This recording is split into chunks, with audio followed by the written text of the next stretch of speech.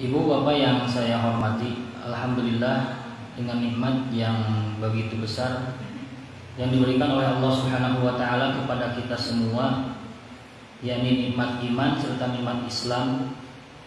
Sehingga dengan kedua nikmat tersebut kita diizinkan oleh Allah untuk memenuhi satu di antara kemestian kita kepada Allah, yaitu mengenal Allah Subhanahu wa taala melalui ilmu-ilmunya, yang mana tidak sedikit orang diberikan waktu luang dan juga kesehatan, namun justru Allah biarkan mereka berlarut-larut dalam kemaksiatan. Mudah-mudahan Allah Subhanahu wa taala memberikan ridho kepada kita semua. Mudah-mudahan Allah Subhanahu wa taala menerima seluruh amal ibadah yang kita lakukan. Ibu bapak yang saya hormati rahimakumullah, dalam hal ini Allah Subhanahu wa taala menjadikan Islam sebagai karunia terbesar yang Allah berikan kepada kita semua. Kita tidak pernah meminta agar kita terlahir dari rahim seorang muslim, tapi Allah Subhanahu wa taala memberikan kenikmatan tersebut tanpa kita minta. Kenapa dikatakan sebagai nikmat yang luar biasa? Karena Allah Subhanahu wa taala dibanding dengan, mohon maaf, agama-agama yang lain, Allah Subhanahu wa taala justru mencantumkan kata Islam itu dalam kitab sucinya. Tidak ada kata agama yang lain dicantumkan dalam kitab-kitab yang lain. Tidak ada perintah untuk memasuki agama, misalkan kalau dalam Injil Nasoro, kalau dalam Taurat supaya memasuki Yahudi, tidak ada. Tapi dalam Al-Quran Allah Subhanahu wa taala menyebutkan udkhulu fis-silmi kafah. Masuklah kalian ke dalam ajaran Islam secara kafah. Artinya Allah Subhanahu wa taala secara langsung dalam Al-Quran memerintahkan untuk masuk ke dalam agama Islam. Ini sebagai bukti bahwa Islam adalah agama terbaik di sisi Allah Subhanahu wa taala. Allah Subhanahu wa taala berfirman, "Al-yauma akmaltu lakum dinakum wa raditu 'alaikum ni'mati wa atmamtu 'alaikum wa raditu lakum al-Islam madina." Al-yauma akmaltu lakum dinakum wa raditu 'alaikum ni'mati wa raditu lakum al-Islam madina. Allah Subhanahu wa taala menjadikan agama Islam ini sebagai agama yang diridhoi. Bahkan para ulama menafsirkan ayat ini bahwa Islam adalah agama terbaik, agama yang diridhoi, dan agama yang paling tinggi, bahkan tidak ada yang mampu melampaui ketinggiannya. Yang kedua, Allah Subhanahu wa taala menjadikan Islam semakin sempurna itu dengan diturunkannya satu kitab, yang mana kitab tersebut merupakan kitab terbaik, di mana Allah Subhanahu wa taala pun tidak pernah menyebutkan kitab-kitab yang lain, Taurat, Injil, secara langsung dijaga olehnya, tidak ada. Tapi ketika Allah Subhanahu wa taala menurunkan Al-Qur'an, langsung wa inna lahu lahafizun. Kami yang langsung menjaganya. Ketiga, Allah Subhanahu wa taala menjadikan Islam ini dengan begitu sempurnanya, selain daripada Al-Qur'an, kitab yang paling sempurna, bahkan Allah menjadikan Islam ini diberikan kepada nabi yang sempurna. Allah Subhanahu wa taala berfirman, "Laqad kana lakum fi Rasulillahi uswatun hasanah." Sungguh dalam pribadi Rasul itu terdapat contoh yang sangat baik yang patut kita tiru.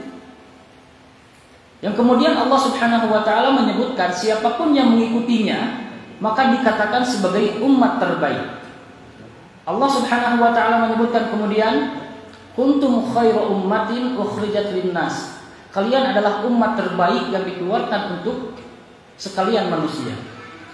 Ibadallah ikhwatu iman rahimakumullah, ini menunjukkan bahwa agama yang kita anut ini selain daripada nama agamanya, kitabnya, rasulnya, bahkan umatnya itu dikatakan terbaik oleh Al-Quran, oleh Allah langsung.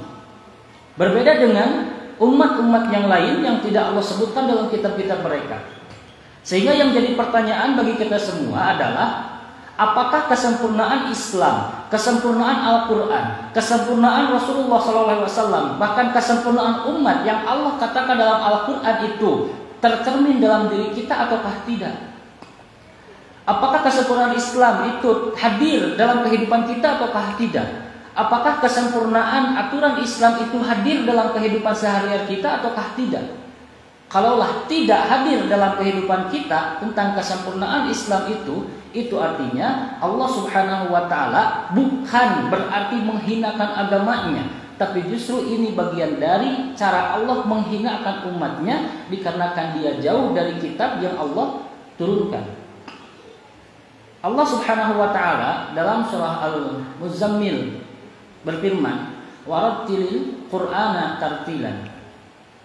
Tidak sedikit Allah Subhanahu wa taala dalam Al-Qur'an ketika mengkhabarkan orang-orang yang membaca Al-Qur'an atau membaca Alkitab itu selalu menggunakan kata yatlunal kitab. Tidak dengan menggunakan yaqra'unal kitab. Padahal maknanya membaca. Qara'a membaca, tala yatlu itu membaca. Tapi kenapa Allah Subhanahu wa taala dalam Al-Qur'an itu paling sering ketika mengkhabarkan orang yang membaca Alkitab atau membaca Al-Qur'an itu selalu menggunakan kata yatlunal kitab. Para ahli tafsir mengatakan kalimat yatlu di sini adalah kita mengimani terlebih dahulu, lalu kemudian kita membaca apa yang kita imani tersebut, sehingga tidak timbul perselisihan dalam pikiran kita atau tidak timbul keinginan untuk menyelisihi apa yang ada dalam Al-Quran. Sekarang pertanyaannya, benarkah hati kita mengimani seluruhnya apa yang disampaikan oleh Al-Quran ataukah tidak? Benarkah kita mengatakan bahwa Al-Quran adalah sebenar-benarnya kitab yang diturunkan oleh Allah Subhanahu wa taala sehingga patut kita ikuti isinya ataukah tidak? Sulit ya, Bu.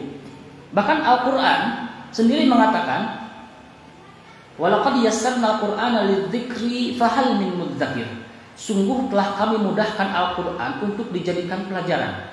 Cuman pertanyaannya, fahal min mudzakir. Apakah kemudian ada orang yang mau mengambil pelajaran dari Al-Quran? Kita sering mendengar tadabbur. Ya, makna tadabbur naon, Pak? Menghayati. Bedanya sama tafakkur, memikirkan tanpa dihayati.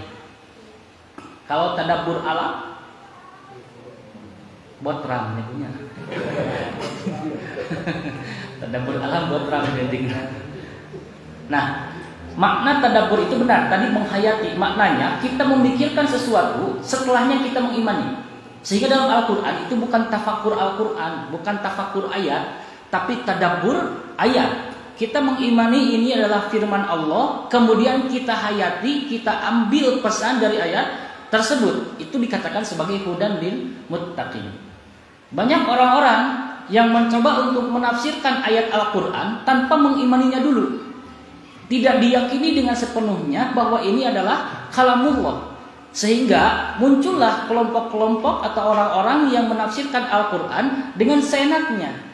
Bahkan semasa kuliah saya pernah mendapatkan satu gagasan dari teman saya bahwa Al-Quran itu menyebutkan seperti ini. Kaidahnya ada batas minimal, ada batas maksimal. Ada punya? Al-Quran itu cenah. Ya cenah katanya kade, tekaing dituturkeun. Ieu mah bilih aya gitunya satu saat anak kita yang sekolah yang di kampus atau di manalah mendapatkan satu gagasan liberal seperti ini. Al-Quran itu terdapat batasan minimal, batasan maksimal atau bahasa lainnya haddul a'la, haddul adna. Nah, dengan batasan minimal dan batasan maksimal ini, mereka menafsirkan ayat yang berkaitan dengan hukum. Ya, satu di antaranya adalah hukum yang berkaitan dengan menutup aurat. Ada batas minimal, ada batas maksimal. Minimalnya adalah menghormati tradisi lingkungan. Maksimalnya adalah menutupi seluruh tubuhnya. Jadi, kalaupun seseorang mengenakan pakaian pendek, gitu ya, pakaian pendek atau bahkan semi terbuka, katakan seperti itu, kalaulah penampilan itu masih dikatakan menghormati tradisi lingkungan, itu dikatakan menutup aurat. Nah, ini bahaya. Ayat bahasa kan daripada berkerudung tapi hatinya kotor, lebih baik hatinya bersih kalaupun tidak kerudung. Tah ieu teh sami jeung lieur, ndok ceplok-ceplok ndok teh gitu. Nya. Maknana Bu, tanpa mengenal atau tanpa mengimani atau menghayati Al-Qur'an, kita tidak akan sampai terhadap tujuan Allah menurunkan ayat-ayat yang berkaitan dengan hukum khususnya atau ayat-ayat yang lainnya.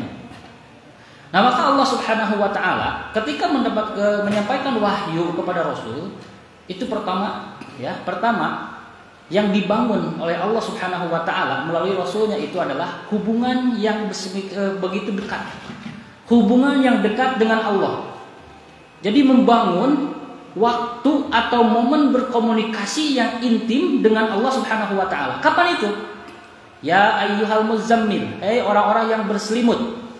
Ya, Ibnu Katsir mengatakan yang berselimutkan kemalasan, berselimutkan masalah, berselimutkan hal-hal naon wae anu menutupi hubungan orang dengan Allah Subhanahu wa taala. Ya ayyuhal muzammil, qumil laila illa qalilan. Bangunlah kalian di waktu malam sedikit saja. Nisfahu awin qusminhu qalilan, setengahnya atau kurangan sedikit. Bisi tuluh keneh gitu kan. Auzid alaihi atau tambahan atuh, panjangan waktuna. Warattilil Qur'ana tartilan. Kemudian baca Al-Qur'an. Setelah eta naon? Inna sanulqi alaika qaulan tsaqilan. Kami akan memberikan kepadamu qaulan tsaqilan, ungkapan yang begitu berat, ungkapan yang begitu berbobot. Nah, Rasul, qaulan tsaqilan di sini adalah wahyu. Sedangkan orang sebagai umat Rasul bukan wahyu, mungkin orang menang wahyu.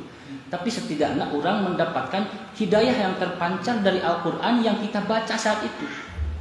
Sehingga orang yang suka melaksanakan sholat malam itu akan senantiasa pikirannya itu senantiasa dibarengi dengan Al-Qur'an. Moal aya pikiran-pikiran anu menyelisihi Al-Qur'an, moal aya hasrat-hasrat yang menyelisihi Al-Qur'an, moal aya naon wae anu berkaitan dengan kehidupan yang menyelisihi Al-Qur'an yang kemudian dia ikuti. Moal biasana ya. Anu wantun maksiat dina waktu sepi itu kurang piknik Bu. Dina agama maksudnya gitunya. Dina agama kurang piknik dina ilmuna, sehingga ilmuna teh teu naik gitu. Mumpung sepi maksiat tak kadang deui tah Ramadan. Tapi da ayeuna mah tak kadang antosan sepi punya Pak.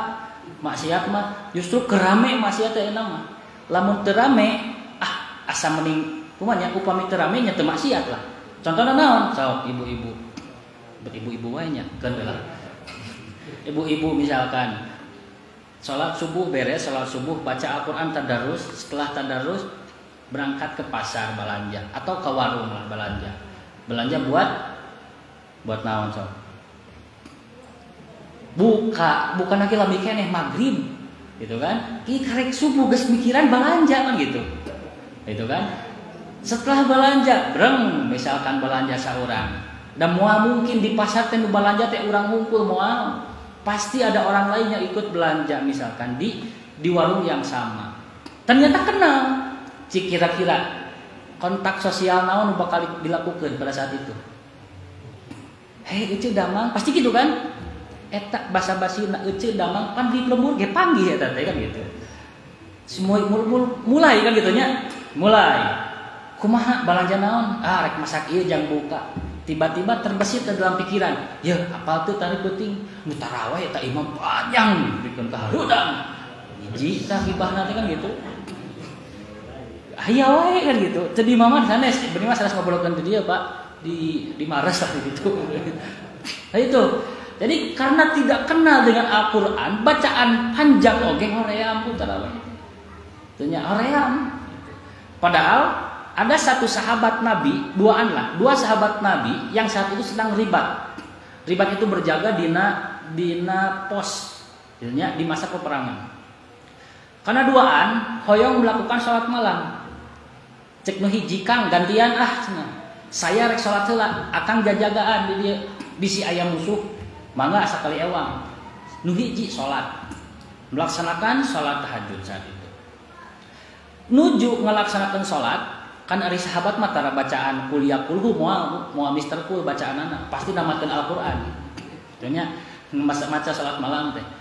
Baca Al-Qur'an di dalam salat tiba-tiba cing rungsem tah panah jeung tombak kana awakna. Ngagoler henteu Bu. Cabut simpen. Lajengkeun deui, cabut deui simpen, gabras cabut deui simpen sampaikeun ka sababaraha tusukan dina badanna teh Bu. Nu anu ribat anu tadi duka kurilingan, duka teu ningali duka kumaha kitu nya. Ngan dongengna kitu dina riwayat teh. Setelahna anu tadi kukurilingan euih deui ka pos, tos kasampak anu nuju salat teh awar-awaran getih. Begitu salam ditaros. Ari akang lain ngabatalkeun salat teh. Kumaha walarana cing? Moal ridho kuring ngabatalkeun salat, kan gitu. Saya tidak ridho membatalkan salat dan saya tidak mau memutuskan bacaan Al-Qur'an yang sedang saya baca dalam salat sampai ka ditusukeun teu karasa, Bu. Sampai ka ditusukeun teu karasa kan gitu. Coba urang tong bujang-bujang katusuk nangtung leuwih 5 menit. Wah, cilaka di urang gitu. Taraweh di masjid ieu mah biasana jam 8 kurang saparapat geus beres. Jam 8 kurang 10 can beres, rame tah, Bu. Moal teu rame. Omat eta mah tong dipanggil deui ka dieu kan gitu. Itu di ditu gitu sana teh dieu. Nah gitu. Karena itu tidak mengenal gitu kan. Setiap yang dibaca tidak dipahami, setiap yang dibaca tidak diimani, boro-boro diamalkeun gitu. Nah itu kenapa Allah Subhanahu wa taala setiap orang yang berkeinginan untuk mendapatkan hidayah daripada Al-Qur'an itu selalu dipaksa untuk bangun malam. Ya, selalu dipaksa untuk bangun malam. Rasul tidak terangkan ayat syariat tahajud atuh. Tiba-tiba hiji ya ayyuhal muddatsir ya nu disimbut. Qum nyaring fa'anzir. Bere pepeling kan gitu. Kadituna ya ayyuhal muzammil nu disimbut deui wae. Qum nyaring al-laila illa qalilan dina waktu sungi kecuali sedikit waktu malam disisakan. Nah pertanyaanna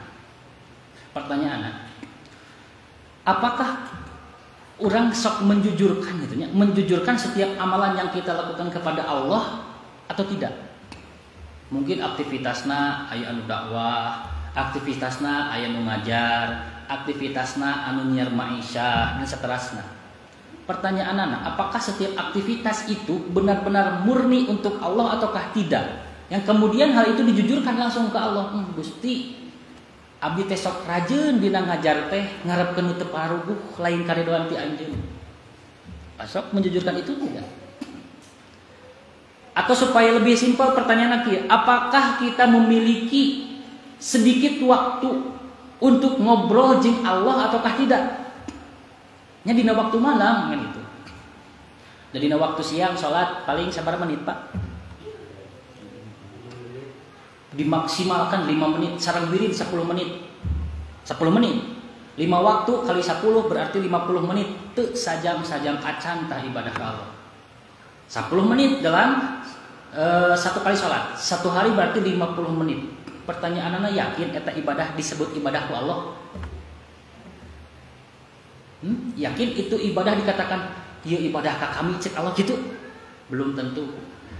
Pertanyaannya, kalau tidak ada kepuasan dalam ibadah itu, kalau kita tidak yakin kalau ibadah salat yang kita lakukan dalam sehari dikatakan ibadah di sisi Allah, pertanyaannya apakah ada semangat lain atau ada berpikir mencari ibadah-ibadah lain untuk dilakukan semata untuk Allah Subhanahu wa taala dalam rangka mengganti ibadah-ibadah yang hancurlah dina waktu siang. Da yakin atuh Bu, subuh pabelit jeung tunduh. Zuhur pabelit jeung kabutuh. Asar pabelit jeung tunduh deui capek. Maghrib mulai gorib tak asing ieu teh beurang atau puting sampai kabingung. Isya disebutna hidangan. Ari hidangan tos waktuna tos aya hidangan, biasanya tos aya hidangan geuningan lamun pangaosan tos dibagikeun opieun berarti tereh beres teh tereh tamat gitu. Berarti ketika ada hidangan habis hari itu. Lebar kan gitu kan. Kalau tidak punya waktu untuk berdua-duaan dengan Allah Subhanahu wa taala. Nah, pertanyaannya apakah orang punya waktu minimal 15 menit lah untuk Allah ataukah tidak? Aya teu? Susah punya. Susah. Cacak-cacak Allah teh ngarizkian urang. Wajar jeung wajar. Tinggal punya wahyu pertama. Iqra bismi rabbikal ladzi khalaq. Di tafsir At-Tabari dikatakan Iqra bismi rabbikal ladzi khalaq. Tidak ada bismillahirrahmanirrahim, Iqra tidak ada. Tapi Iqra bismi rabbikal ladzi khalaq. Baca ku anjeun. Bismi rabbika dengan menyebut nama Tuhanmu alladzi khalaq yang telah menciptakan. Kalimat bismi di sini menggunakan alif. Ba, alif, sin, mim. Ba, alif, sin, mim. Bismi. Di wahyu yang kedua, mulailah digunakan Bismillahirrahmanirrahim. Bismina itu tidak menggunakan alif, Bu. Pada satu kalimat yang sama, bismi tapi dengan penulisan yang berbeda. Ba, alif, sin, mim. Nu kadua mah bismillah, ba, sin, mim. Bismi kene. Tapi beda penulisan. Namun alasanna beda penulisan di dia, sanes Allah hilapeun punten. Tapi di dia ngajelaskeun bahwa bismi yang pertama itu adalah perintah mengenal. Ya, perintah mengenal. Iqra, baca, kenali pangeran anjeun. Nu mana? Alladzi khalaq, anu menciptakanmu. Barulah dengan bismillahirrahmanirrahim, bacalah dengan nama Tuhanmu yang Maha Pengasih lagi Maha Penyayang. Artinya kalau menurut para ahli bahasa Arab, ini maknanya kenali dulu Tuhanmu, baru sebut nama Tuhanmu. Pertanyaan orang ke Allah kenal apa sekedar tahu? Kenal apa sekedar tahu? Orang ke Allah ya mah.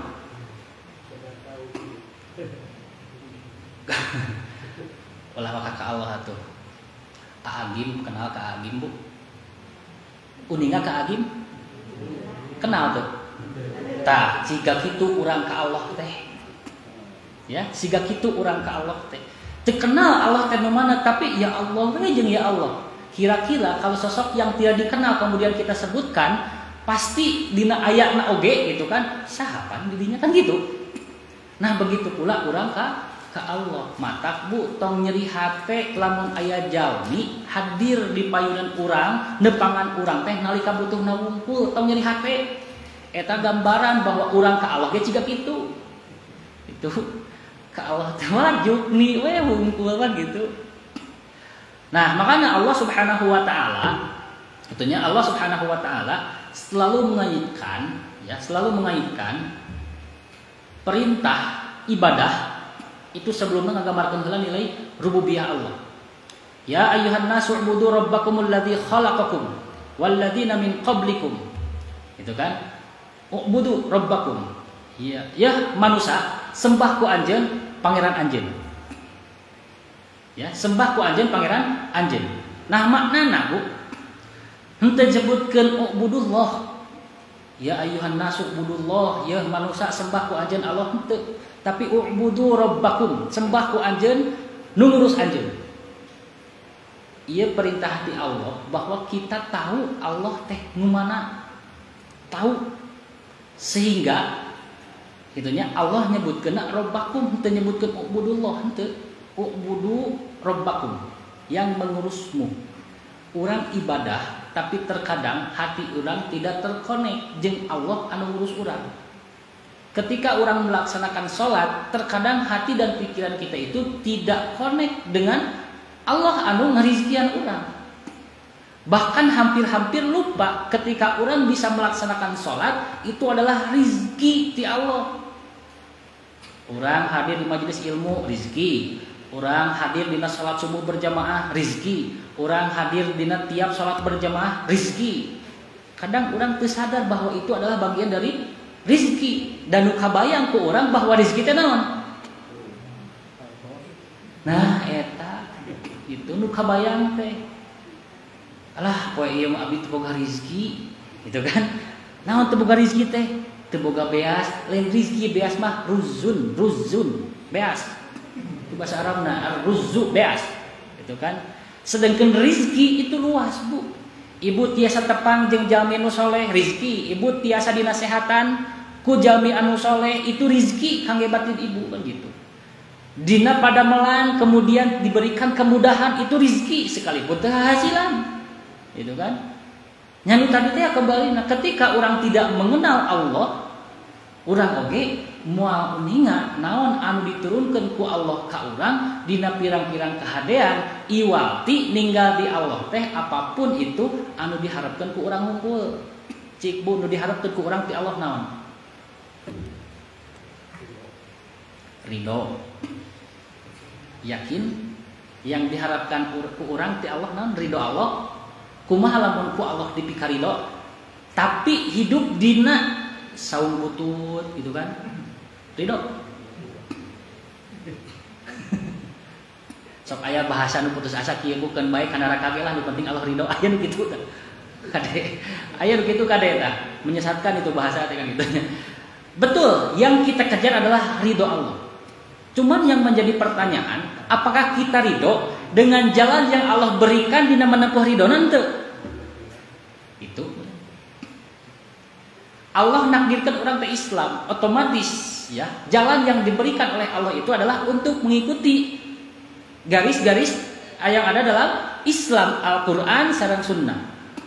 Pertanyaannya kieu, kalau yang dikejar taruhlah dina hal anu sederhana rumah tangga.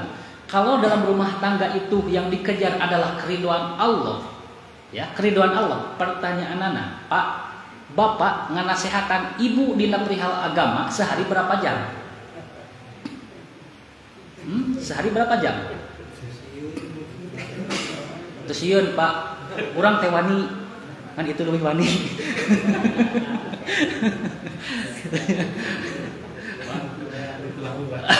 Berapa jam kan gitu? Bu, curhat we ieu mah gitu kan. Ibu ngobrol jeung bapak berapa jam? Bapak tengah waler. Cieun. Berapa jam? Berkaitan dengan menasihati ibu dina urusan agama sareng ketaatan ke Allah. Lebih hariwang mana? Istri tidak sholat atau istri tidak makan?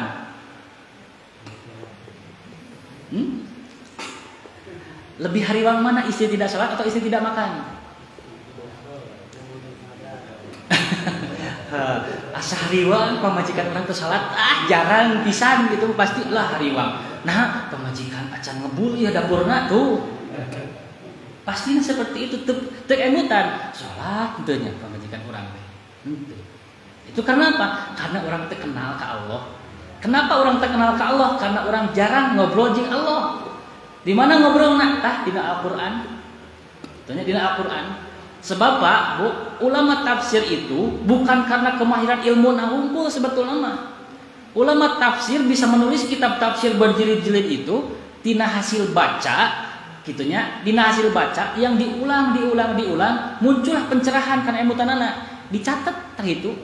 Sehingga ada satu ulama tafsir yang mengatakan bahwa kitab saya ini adalah hasil curahan hati saya dengan Allah melalui Al-Qur'an. Bapaknya biasa gitu kan mau jadi ahli tafsir hungkul gitu. Mau jadi ahli tafsir hungkul. Biasa seperti itu kan gitunya. Bahkan Ali bin Abi Thalib bageuskeun kieu. Ketika orang membaca satu ayat, maka disitulah ada satu ilmu yang didapat. Ketika kita mengulang ayat tadi yang kita baca, maka akan datang ilmu baru yang kita temukan. Semakin banyak atau semakin sering ayat itu terus dibaca atau diulang-ulang, maka semakin banyak ilmu yang didapat. Lamun urang ilmu naon, urang teh tadi teu macakeun qul huwallah teh sababaraha kali, tapi teu pinter-pinter. Itu kan minimal ilmu yang bisa kita sadari dan kita temukan itu adalah urang teu bisa maca Quran tah eta ilmu. Ternyata urang teh bodoh keneh, tah eta teh ilmu kada Bu. Tanya eta teh ilmu. Nah makanya banyak riwayat-riwayat yang menyebutkan bahwa semakin banyak membaca Al-Quran itu semakin intens ngobrolna antara seorang hamba sareng Allah. Jadi lamun aya kahariwang, aya kasieun baca Al-Quran. Baca Al-Quran. Makanya pertanyaan berikut, nah urang sehari baca Quran sabaraha ayat? Alah. Sehari berapa ayat orang baca Al-Quran? Kan di orang mah umum punya tos baca, wah bima maca tiap maghrib sabaraha? Sa'ain. Asa beres we agama teh maca sa'ain oge kan gitu. Gitu kan? Padahal semakin orang mencintai kepada Tuhannya, maka semakin resep paduduaan jeung Allah kan gitu. Semakin resep ngobrol jeung Allah kan gitu. Dulu panginten ibu sareng bapak nuju masa-masana SMP atau napi awal mula ketemuan kan betah ngobrol. Betahnya dijadwalkeun tiap dinten ieu bade amang ka bumina naon ngobrol. Seolah-olah lamun waktos di lohor sampaikan ka jam 5 teh asa sakedap. Asa cikenehnya sono keneh pasti gitu. Nah, orang jeung Allah beteu jiga itu karena terkenal betapa mencintainya Allah ka urang kan gitu. Betapa nyaahna Allah ka urang. Sehingga ngobrol jeung Allah mah karek oge urang teh Al-Qur'an teh dibuka soca geus nutup. Tunuh maksudnya mah gitu kan. Tunuh gitu kan. Makan kunaonnya baca sare gampil hayang sare mah baca we Qur'an kayak gitu nuh tuh. Jadikan obat tidur Al-Qur'an teh obat tidur. Gitu kan? Sedangkan orang kumaha gitu nya ongkoh orang teh mencintai Allah dan Rasulna, mengakui Islam sebagai agama, Allah sebagai Tuhan, Muhammad sebagai panutan, Al-Qur'an sebagai panduan, buktos namana cacak maca Qur'an wae urang karek saeun capek taraweh sampai jam 8 kalau saya parapat oge protes itu kan padahal yang dibacakan dina salat naon Pak? Al-Qur'an kan gitu. Al-Qur'an begitu tebetahna urang gitu ketika berhadapan dengan Al-Qur'an. Aya deui tembalana teh kecapak. Aya deui walarna teh. Lain kulantaran panjangna saya mah cenah. Kulantaran teu ngeunaheun bacaanna. Kumaha mun dibalikeun sok atuh Bapak maca. Itu kan kade Pak, ketika orang baca Al-Qur'an berarti orang tersebut sedang sakral kade. Taruhlah si bapak ieu bisa nuju baca Al-Qur'an. Maka bapak nu tadi itu sedang sakral, tidak boleh dihina, tidak boleh dicela. Ade. Contoh, Rasulullah sallallahu alaihi wasallam posisinya lagi murojaah Al-Qur'an. Ya, nuju murojaah Al-Qur'an. Kemudian Siti Aisyah radhiyallahu anha sedang haid. Bersandar ka Nabi bari ngadangukeun bacaan Nabi. Ya, bersandar ka Nabi bari ngadangukeun bacaan Nabi. Nah, para ulama fikih sebagian berpendapat seperti kieu. Jadi wanita haid boleh baca Al-Qur'an. Namun buktosna eta Siti Aisyah nuju haid nyarande ka Rasul anu nuju baca Al-Qur'an. Sama saja posisi Rasul saat itu adalah sebagai mushaf Al-Qur'an. Kemudian baca Al-Qur'an, mendengarkan sama dengan membaca gitunya.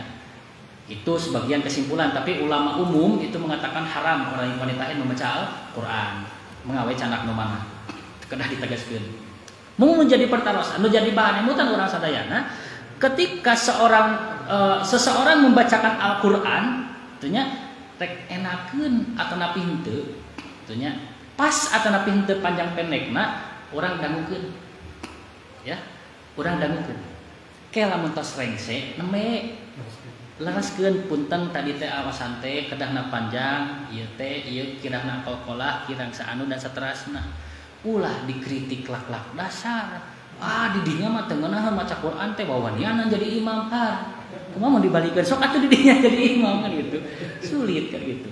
Nah, makanya Bu, karena urangnya tidak begitu mengenal Allah Subhanahu wa taala sampai-sampai yang dikatakan yang difirmankan oleh Allah Subhanahu wa taala sekalipun orang menganggap itu biasa-biasa saja. Ya, biasa-biasa saja. Ketika dibacakan Al-Qur'an orang ngaragepkeun teu? Ketika aya misalkan di satu masjid di setel murata ngaragepkeun teu? Sapertos kieu lah. Biasa tos tarawih sok aya tadarus banyak. Supaya tadarus ngalingkung kitu tah. Upayakan satu hari satu juz. Beres 30 juz langsung asa barungah we kan gitu kan. Namun barungahna khotam sakali khotam Al-Qur'an. Padahal beres maca giliran batur maca urang kitu lah. Macana sakaca teu sajuz eta mah gitu. Itunya. Itu. Jadi aya naon jeung diri urang ketika urang berhadapan dengan Al-Qur'an, berhadapan dengan ngobrol sareng Allah Subhanahu wa taala, begitulah lainna urang gitu. Naon wae diri urang gitu. Baca Al-Qur'an hese. Gitunya, baca Al-Qur'an hese. Waktu untuk belajar Al-Qur'an pun sulit. Alasan sibuk lah dan saterasna. Kade Bu, Pak, simkuring percanten teu aya nu kedul dina urusan khususna dina urusan kataatan ka Allah teu aya nu kedul. Mung hiji aya oge nu ku Allah teu dirizkian eta unggul. Sanes kedul dan nu kedul lamun maksakeun bakal dirizkian.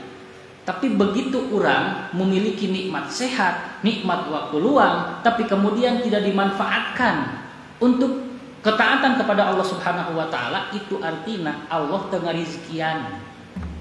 Ya, sehingga ku Allah dibukakeun pantok kesenangan ngumpul. Seperti dikatakan dalam Al-Qur'an, lamun mah gitu nya. Allah Subhanahu wa taala tos gadung bangsa naon lamun urang mepohokeun melupakan apapun yang diingatkan Allah, nasu ma dzukiru bi, ketika orang melupakan apa yang Allah peringatkan ke orang, fatahna alaihim abwaaba kulli syai', maka kami akan bukakan untuk mereka seluruh pintu kesenangan. Orang lupa ke Allah, ku Allah dibuka pintu kesenangan. Falamma fa idza farihu bima utu, nalika maranehanana merasa senang, merasa bahagia dengan apa yang Allah berikan dari pintu-pintu kesenangan yang dibukakan tadi, akhadnahum baghtah, maka kami akan siksa mereka dalam keadaan mendadak. Maknana ketika orang tidak memiliki waktu untuk ketaatan kepada Allah, tidak memiliki waktu untuk berduaan dengan Allah, itu artinya paling tidak Allah tos alim ngobrol jeung urang sakitu. Artinya Allah geus alim ngobrol jeung urang. Seperti yang dikatakan oleh Imam Hasan Al-Basri.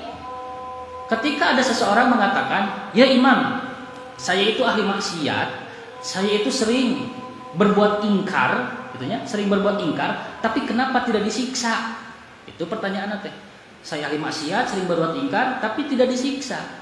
Maka kata Imam Hasan Al-Basri tadi mengatakan seperti ini, ente hese hudang teu waktosna tahajud hese, waktuna subuh hese teu hese, ta eta siksa ti Allah anu paling sakit mah gitu. Kenapa? Geus menunjukkan bahwa Allah enggan ngobrol jeung anjeun.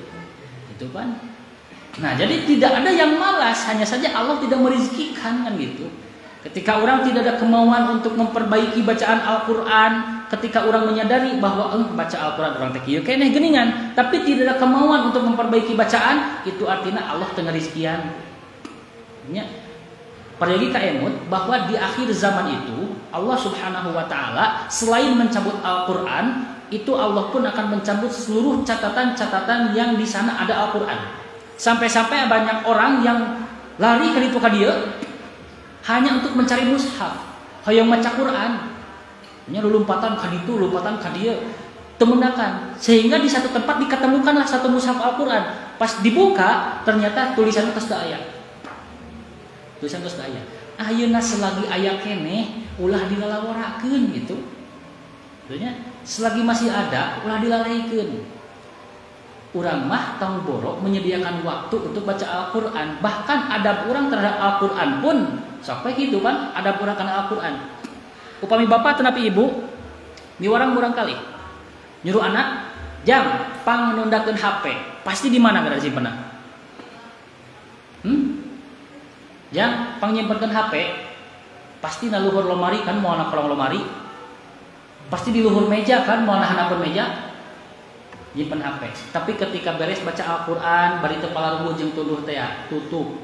Cik jang pangunakeun Al-Quran kana kolong meja. Quran mah di kolong, HP mah di luhur. Itu maknana orang tidak memposisikan Allah sebaik-baiknya. Sehingga orang bisa mengetahui, puntennya bisa mengetahui, lamun urang hoyong uningan seperti apa posisi kita di hadapan Allah, maka kita periksa seperti apa kita memposisikan Allah. Gitunya, seperti apa kita memposisikan Allah, sehingga bisa tahu posisi orang di mata Allah pun sama jika orang memposisikan Allah. Kalau Allah diposisikan di nomor 10, berarti Allah memposisikan kita di nomor 10. Nah, sehingga zaman dulu mah Bu, zaman dulu orang-orang yang benar-benar taat kepada Allah, benar-benar takwa kepada Allah, itu tidak pernah mengalami kesulitan dan kesusahan. Sekalipun di situ ada kesulitan dan kesusahan, tidak pernah nembongkeun sikap atau napi rasa kasusah. Tidak pernah. Orang-orang benar-benar takwa nu bener-bener tawakal. Tentunya benar-benar mengenal kepada Allah Subhanahu wa taala. Al-Qur'annya dibaca, sifat-sifat Allahnya bisa diketahui dalam Al-Qur'an itu seperti apa, janji Allah dalam Al-Qur'an itu seperti apa, teu pernah hariwang jeung teu pernah melang dina kehidupanna. Urang mah ayeuna so, simkuring mah yakin Pak, ya, simkuring yakin beberapa kalaulah 80% orang dengan adanya pandemi ini bukan karena takut virusnya, bukan karena takut mautnya, bukan, tapi karena takut usaha dunianya tertutup. Jadi sieun keneh kasarna punten, sieun keneh ku poe isuk tibatan sieun ku maot gitu atuh. Ayeuna banyak orang seperti itu. Kenapa? Karena tidak mengenal Allah, nu ngajamin sagala rupana. Tentunya bahkan orang-orang Yahudi kan paling sirik, paling iri terhadap orang Islam.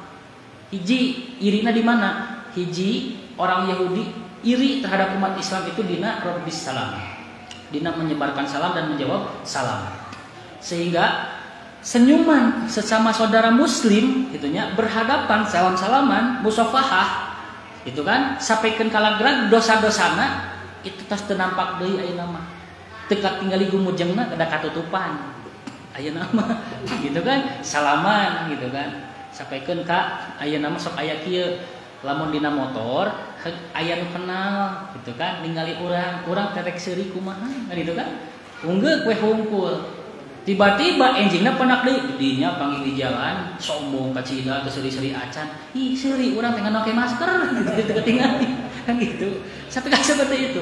Nu kadua dina sufuf dina saf melaksanakan salat orang Yahudi itu paling iri. Kenapa? Rasulullah itu menyuruh kita supaya berbangga diri dengan melaksanakan sholat karena memiliki saf sholat seperti halnya berbarisnya para malaikat. Itu kan, carangan supaya terjaga malaikat. Opat madhab itu madhab carang, mah, gitu kan? Itu karena dua hal gitu. Belum lagi dina perkara-perkara yang lain yang membuat Yahudi itu paling iri. Nah, yang menjadi problem kita itu pada intinya adalah kita tidak mengenal Allah sehingga tidak mengenal secara detail tentang agama orang. Gitunya Islam teh naon wae da urang teh memahami Islam hanya sebatas lamun salat, lamun zakat, lamun saum, lamun naik haji, Islam eta teh. Gitunya Islam eta teh. Kemudian lamun istrinya menutup aurat, Islam eta teh. Tiungna panjang syar'i eta teh. Kade bu orang Syiah diunggah gelebah itu para ranjang pada disebut Islam. Kade Syiah bukan Islam, gitu kan? Tetap orang harus benar-benar mengenal Islam secara utuh, secara total. Kalaupun di orang aya syariat yang tidak diterapkan, persoalannya bukan diterapkan, orang iman henteu gitu we. Dan mau pernah diterapkan lah bentuk iman orang-orang gitu. Tapi pertanyaan anak orang karena Islam anu disampurnakan ku Allah dina agamana, dina kitabna, dina rasulna, bahkan dina umatna dikatakan ku Al-Qur'an sebagai umat terbaik, kitab terbaik, rasul terbaik, agama paling dipikari ku Allah, itu tidak akan tampil selama orang tidak ada kemauan untuk mengupgrade keilmuan orang. Makanya hiji carana orang harus rajin hadiri majelis ilmu dan orang kedah pipilih punten Bu, kedah pipilih. Pipilih tenan maksudna yang prioritas untuk ibu saat ini diamalkan naon eta Bu. Kan di urang mah nya upami aya bisnis membuka pintu rezeki pinuh tak kajian teh. Pasti da pintu rezeki nu kabayangan naon. Eta. Tapi lamun di dia dina baligo disebutkan memahami hakikat tauhid uluhiyah kepada Allah. Pinuh moal yarang Bu.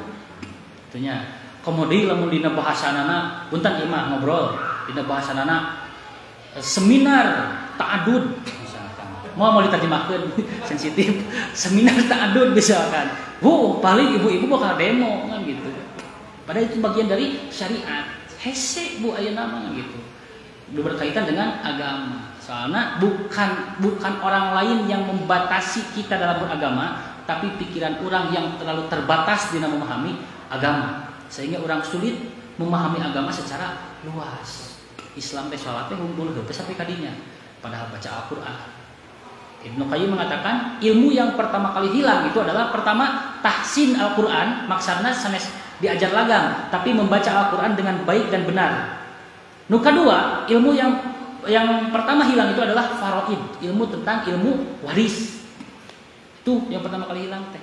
Katilu bahasa Arab mulai harilang. Tahsin Al-Qur'an di mana aya nama aya, tahfidz pun geliatna banyak. Cuman pertanyaan anak semakin banyak penghafal apakah semakin banyak nu ngamalkeun teu? Semakin banyak semakin bersemangat untuk mengamalkan atau tidak? Teu, hafid Quran ijazahna ditempelkeun, bisa we naik ka luhur. Itu popularitas ujung kan gitu. Laga baca Al-Qur'an di enak-enak, makhraj teu bener nu penting enakeun. Gitu kan? Sehingga orang fokus di nama pelajari bacaan Al-Qur'an teh karena lagamna we hungkul. Gitu kan?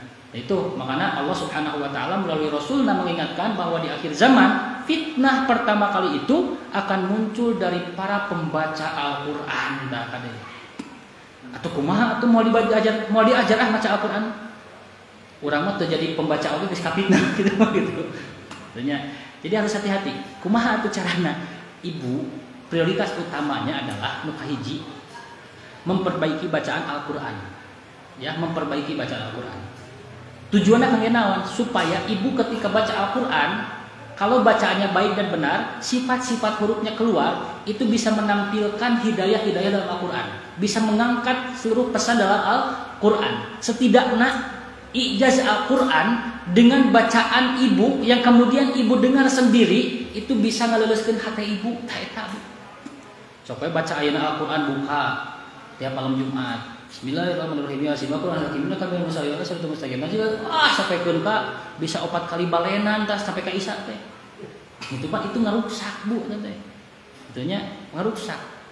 Batak berbaiki. Kumaha cara memperbaikinya? Cara orang mengetahui bahwa bacaan kita sudah baik gitu atuh. Itu biasanya 1 juz itu 40 menit paling lama. 1 juz itu 40 menit paling lama. Panjangnya panjang. Supaya simpel kumaha carana? 40 bagi 5 kali salat sabaraha menit? 40 bagi 5 waktu salat. 8 menit. Ibu sisakan waktu setiap selesai salat 8 menit untuk baca Al-Qur'an 2 kaca. Dan 1 juz itu 10 kaca. 10 lembar bukan kaca. 10 lembar. Seberes salat 2 lembar 8 menit. Salat deui 2 lembar 8 menit. Sampai karena akhir waktu salat 2 lembar 8 menit, 40 menit, 10 lembar, 1 juz 1 hari. Ada kemauan tuh. Daga abot Pak ngemut wah 1 juz sehari. Kebayang kohal. Kalau bulan Ramadan garing nu kitu. Aya we alasan malah kumaha begitu kan. Tapi pertanyaannya, apakah kita ada kemauan untuk memperbaiki bacaan dan memperbanyak bacaan dalam sehari ataukah tidak? Disitulah akan mulai terbangun komunikasi dengan Allah Subhanahu wa taala. Semakin bagus bacaannya, maka akan semakin hadir kemauan untuk memperbanyak sholat.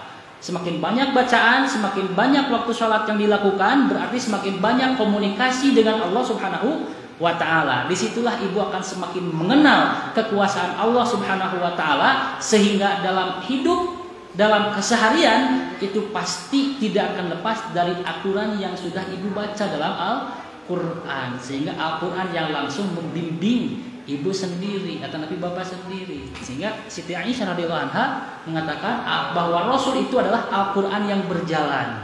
Maknanya setiap yang beliau baca itu selalu hadir dalam pikirannya. Itunya selalu hadir. Aktivitas naon wae pasti ada Al-Qur'an yang mengingatkan. Bade lalai Al-Qur'an nya teu meunang kieu teh. Langsung we deui. Itu Al-Qur'an yang berjalan. Begitupun orang bisa itu diwujudkan selama orang bisa membangun komunikasi yang baik, komunikasi yang panjang, intens antara orang sareng Allah melalui bacaan Al-Qur'an, kemudian perbaiki salat. Disitulah orang sedang memperbaiki agama orang masing-masing. Maksudnya agama Islam. Itulah mungkin yang bisa saya sampaikan dalam kesempatan malam hari ini. Mudah-mudahan banyak manfaat yang bisa kita petik khusus untuk saya pribadi, dan mudah-mudahan Allah Subhanahu wa taala menjadikan seluruh amalan kita sebagai amalan soleh yang Allah ridhoi. Tutup saja dengan doa, Rabbana atina fid dunya hasanah wa fil akhirati hasanah wa qina adzabannar. Aqulu qouli hadza astaghfirullah li wa lakum wa akhiru da'wana alhamdulillahi rabbil alamin. Wassalamualaikum warahmatullahi wabarakatuh.